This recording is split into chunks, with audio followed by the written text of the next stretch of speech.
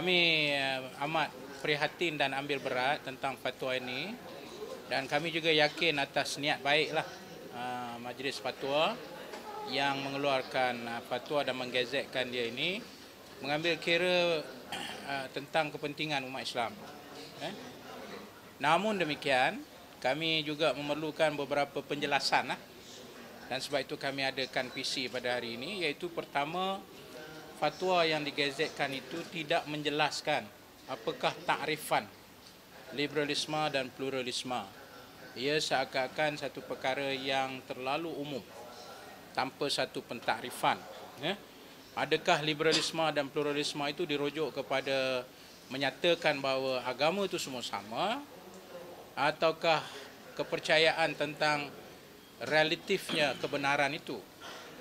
Tidak diberitahu apa dia, tidak ada penjelasan di situ. Yang kedua, soal inclusivity dan exclusivity. Adakah ini bermakna bahawa pluralism dan liberalism menyatakan semua agama itu inklusif? Dari segi kepercayaan dia, dari segi amalan dia, ataukah dia hanya menyatakan inklusif dari sudut tertentu tetapi eksklusif dari sudut akidah contohnya. Itulah erti sebenarnya, tapi pengertian itu tidak dizahirkan dalam fatwa itu, dan kerana itu kita merasakan adakah juga satu soalan yang kita minta penjelasan. Pihak MAIS telah berdialog dengan pihak-pihak yang dikatakan mengamalkan pluralisme dan juga liberalisme itu. Dan yang lebih penting ini, saya ingin minta penjelasan kepada MAIS, Majlis Fatwa ini juga ialah apa implikasi fatwa ini dari sudut pandangan yang berbagai. Kita ada banyak pandangan dalam Islam ni, khususnya dalam bentuk hubungan antara agama ini. So adakah itu satu yang terdedah juga kepada pentakrifan pluralisme dan liberalisme?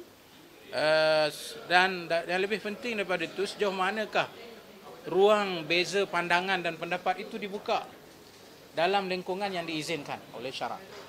Jadi kalau dia menyempitkan sesuatu itu, sedangkan ruang berbeza pandangan itu diizinkan oleh syariat.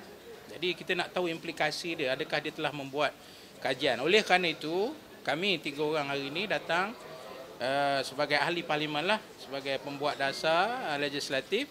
Kami menyeru supaya jangan terburu-buru dalam persoalan ini tanpa satu muzakarah. Tanpa satu muzakarah ni perbincangan lah dengan pihak yang dikatakan mengamalkan pluralisme dan liberalisme, supaya ada ruang untuk dibetulkan salah faham. Kalau betul, ada ruang untuk dibetuli melalui dialog dan semaman. Fatwa tidak disetujukan kepada orang tertentu hanya untuk mengharamkan organisasi tertentu. Fatwa sifatnya adalah umum, menyeluruh. Tapi kalau fatwa itu dibuat hanya untuk nak mematikan satu-satu kumpulan, itu dah tersasar daripada maksud dan semangat fatwa. Dari segi nak menjaga kemurnian akidah itu, tidak mesti dia pin down kepada satu-satu, tapi dia kena melihat secara umum. Sebab itu soalan kita tu, adakah dia telah mengambil kira semua itu. Itu yang kita maksudkan.